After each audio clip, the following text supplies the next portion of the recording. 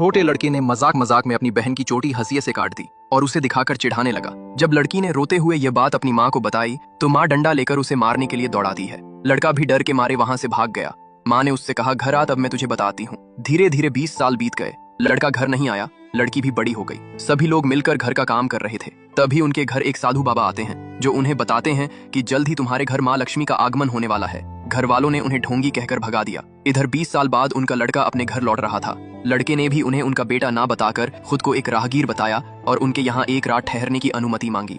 काफी संकोच करने के बाद वे लोग मान गए और उसे अपने यहाँ रहने की अनुमति दे देते हैं। अगले दिन गांव का एक सरपंच जो उनके यहाँ पैसे लेने के लिए आता है, पैसे न मिलने की वजह से उसने उन्हें बहुत कुछ बुरा भला कहा। जब ये बात लड़के को पता चली तो वो अंदर से एक सूटकेस लेकर बाहर आया और उन्हें दिखाते हुए कहता है कि उसके जितने भी पैसे हैं आप उन्हें चुका दीजिए। उन्होंने लड़के को अजनबी समझकर पैसे लेने से इनकार कर दिया, लेकिन लड़की की नजर गहनों पर ही टिकी थी, जिसे देख उसके मन में लालच आ गया। इसलिए लड़की रात के समय अपने माँ बाप के साथ मिलकर उसे मारने का प्लान बनाती है।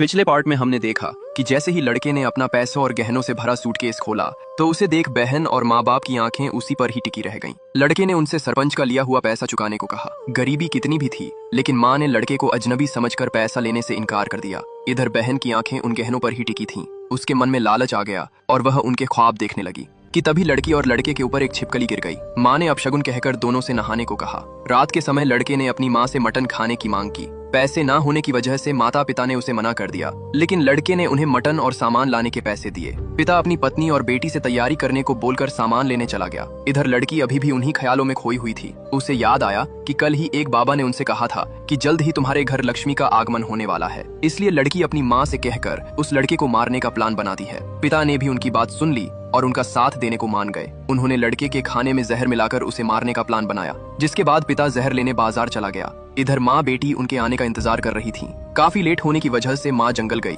जहाँ से उन्होंने कुछ जहरीले पौधे लिए और घर आकर उसे पीसने लगी। इधर शराब के ठेके पर शराब पी रहे पिता को पता चला कि उनके घर जो लड़का 2 दिन से रह रहा है वह उन्हीं का बेटा है।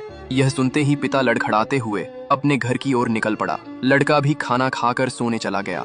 जब लड़की उसके पास गई तो उसने देखा कि वह अभी भी जिंदा है, तो वह गुस्से से अपनी माँ को डांटने लगी कि तुमने उसके खाने में जहर क्यों नहीं मिलाया। इसलिए लड़की खुद ही एक चाकू से उसे मार देती है। पिता भी किसी तरह घर आया तो उसने देखा कि अब तो उसका लड़का मर चुका था। वह फूट फूट कर रोने लगा। उसने बताया कि यह अपना ही बेटा है। रोने की आवाज सुनकर गड्ढा खोद रही लड़की भी अंदर आई। जब उन्होंने लड़के की डायरी देखी तो उन्हें भी यकीन हो गया कि यही उनका बेटा है, जो बचपन में अपनी बहन को चिढ़ाया करता था और माँ के डर से भाग गया था। पूरा परिवार खुद को दोषी मानने लगा, इसलिए माँ जंगल से लाए जहर को खाने में मिलाकर खाने लगी। यह देख पिता और बेटी भी उसे खाने लगे, जिसके बाद उन्होंने भी अपने लड़के के साथ अपनी जान दे दी।